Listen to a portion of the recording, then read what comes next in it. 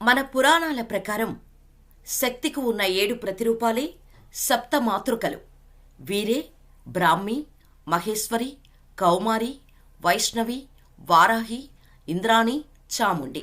కొన్ని నమ్మకాల ప్రకారం 8వ మాతృకగా నారసింహని, మరికొన్ని సంప్రదాయాలలో 9వ మాతృకగా వినాయకుణ్ణి ఆరాధించటం జరుగుతోంది. దుష్ట శిక్షణ కోసము భక్తులను కాచేందుకు ఈ సప్తమాతృకలు సిద్ధంగా ఉంటారు. వీరిలో ఒకరే వారాహీమాత. వారాహీ దేవత యజ్ఞస్వరూపం. 10 మహావిద్యలలో ఈమె కనిపించదు. ఈమె పార్వతీదేవి మాతృకగా పురాణాలు చెబుతున్నాయి. వారాహీదేవి యోగ సిద్ధికరి. ఈ వారాహి అమ్మవారిని కేవలం రాత్రి సమయంలో మాత్రమే పూజిస్తారు. ఉదయం ఈ అమ్మవారి ఆలయాలు మూసి ఉంటాయి. వారాహి అమ్మవారిని రాత్రి మాత్రమే ఎందుకు పూజిస్తారు? వారాహి అమ్మవారు ఎలా జన్మించారు? వారాహి అమ్మవారి భర్త ఎవరు? వీటికి సంబంధించిన విషయాలను ఇప్పుడు ఈ వీడియోలో తెలుసుకుందాం. దేవి భాగవతం ప్రకారం చండీమాత రక్తబీజుని సంహరించటం కోసం వారాహి మాతృక సృష్టించబడింది. రక్తబీజుడనే రాక్షసుడు దేవతలను, ప్రజల్ని బాగా హింసిస్తుండేవాడు. అప్పుడు దేవతలందరూ అమ్మవారి దగ్గరకు వెళ్లి సహాయం కోరుతారు.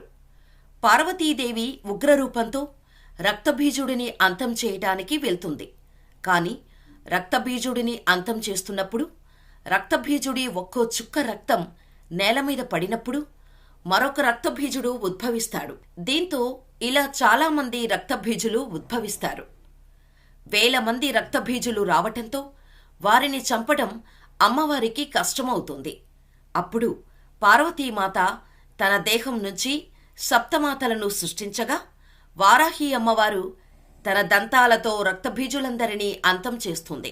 ఇలా ప్రతి సప్తమాతృక పార్వతీమాతకు సహాయం చేస్తారు. చివరకు వీరి సహాయంతో పార్వతీమాత రక్తబీజుడిని చంపుతుంది. ఇలా కొంతకాలం తర్వాత హిరణ్యాక్షుడనే రాక్షసుడు వారాహి అమ్మవారి అనుగ్రహం కోసం తపస్సు చేస్తాడు. దీంతో అమ్మవారు ప్రత్యక్షమై ఏం వరం కావాలి అని అడుగుతుంది. దానికి హిరణ్యాక్షుడు నాకు అమరత్వం కావాలి అని అడుగుతాడు.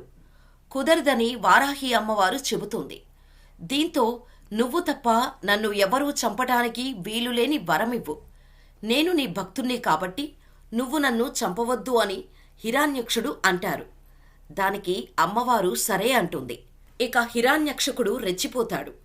వారాహీమాత ఇచ్చిన వరాన్ని అండగా చూసుకొని భూలోకంలో ఎంతో మందిని చిత్రహింసలు పెడుతూ ఉంటాడు. అప్పుడు హిరణ్యాక్షకుడిని చంపటానికి వారాహి అమ్మవారి నుంచి వరాహ అవతారం ఉద్భవిస్తోంది. ఇలా వారాహి అమ్మవారి నుంచి వచ్చిన అవతారమే వరాహ అవతారం. ఇలా అవతరించిన వరాహస్వామిలోకి వారాహీమాత తన స్త్రీతత్వాన్ని పంపి హిరణ్యాక్షకుడిని అంతం చేస్తుంది. ఇలా మత్స్యపురాణం ప్రకారం శివుడి చెమటతో పుట్టిన అంధకాసురుడు అనే రాక్షసుడిని చంపటానికి శివుడు పార్వతీదేవిలోని వారాహి అమ్మవారిని తలుచుకున్నట్టు ఉంటుంది. దేవీ పురాణంలో వారాహీదేవిని వరాహ జనని కృతంత తన సంభువ అని వర్ణిస్తారు. అంటే మృత్యు సమయంలో వచ్చే శక్తి అని అర్థం. ఈ శక్తినే యమశక్తి అని కూడా అంటారు. కాశీ విశ్వేశ్వరుడికి క్షేత్రపాలకుడు కాలభైరవుడు కాగా క్షేత్రపాలికగా ఉగ్ర వారాహీమాత ఉంటుంది. అమ్మవారు వరాహముఖం, ఉగ్రస్వరూపాల కలగలుపుగా దర్శనమిస్తుంది.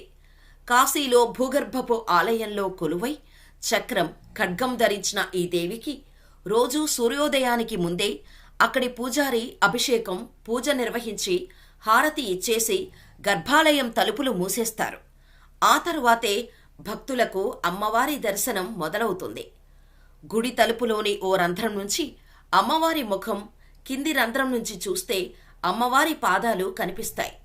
భక్తులు సమర్పించిన పుష్పాలను పూజారి భద్రపరిచి మరునాటి వేకువజామున పూజలో వాడుతారు.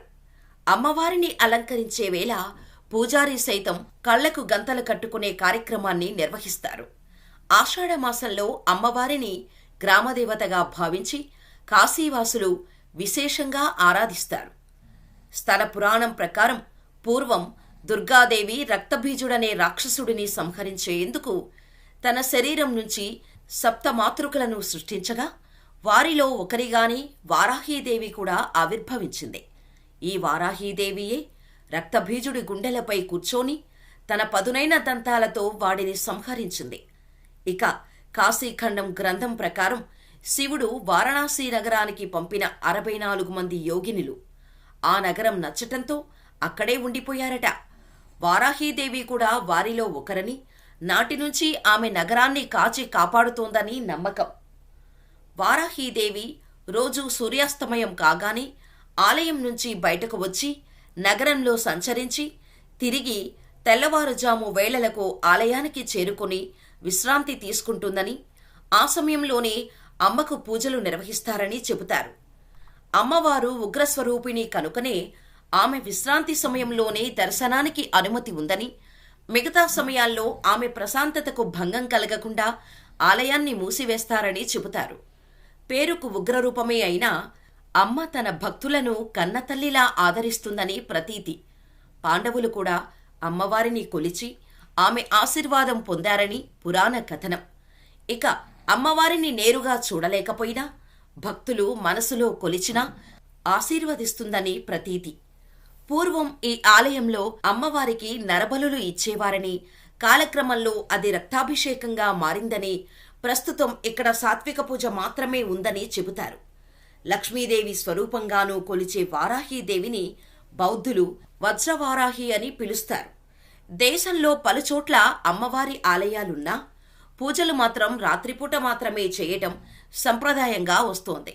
మరీ ముఖ్యంగా అమావాస్య, పౌర్ణమి రోజుల్లో విశేష పూజలు నిర్వహిస్తారు. ఆ రోజుల్లో అమ్మవారిని సేవిస్తే భక్తులను కటాక్షిస్తుందని నమ్ముతారు. వామన పురాణం ప్రకారం అమ్మవారు వారాహి అమ్మవారిని వీపు భాగం నుంచి పుట్టించినట్టుగా ఉంది. రాక్షసులను అంతం చేయటానికి వారాహి అమ్మవారు వస్తారు. శివుడి నుంచి అష్టభైరవులు ఉద్భవిస్తారు. వీరిలో ఒకరైన ఉన్నత భైరవుడే వారాహి అమ్మవారి భర్తగా శాస్త్రం చెబుతోంది. అంతేకాదు, అమ్మవారు లలితాదేవికి సైన్యాధిపతి. అందుకే వారాహీమాత ప్రస్తావన లలితా సహస్రనామంలో కూడా కనిపిస్తోంది. వారాహీమాతను ఆరాధిస్తే జీవితంలో ఎదురయ్యే అడ్డంకులన్నీ తొలగిపోతాయని, శత్రుభయం ఉండదని, జ్ఞానం సిద్ధిస్తుందని, కుండలినీ శక్తి జాగృతమవుతుందని నమ్మకం. వారాహీదేవి పేరు ఉన్న మూలమంత్రాలను, అష్టోత్తరాలను పఠిస్తే సకల జయాలు సిద్ధిస్తాయన్నది భక్తుల నమ్మకం. వారాహీదేవికి ఆషాఢ శుద్ధ పాడ్యము నుంచి నవరాత్రులు జరుపుతారు. వివిధ ప్రాంతాలలో వీటిని ఆషాఢ నవరాత్రి అని, గుహ్యాన్నవరాత్రి అని, గుప్త నవరాత్రి అని అంటారు. ఒరిస్సాలోని చౌరాసీలోని వారాహి ఆలయంలో, బెంగళూరులోని ఉల్సార్లో ఉన్న మహావారాహి ఆలయంలో నవరాత్రి ఉత్సవాలు జరుపుతారు.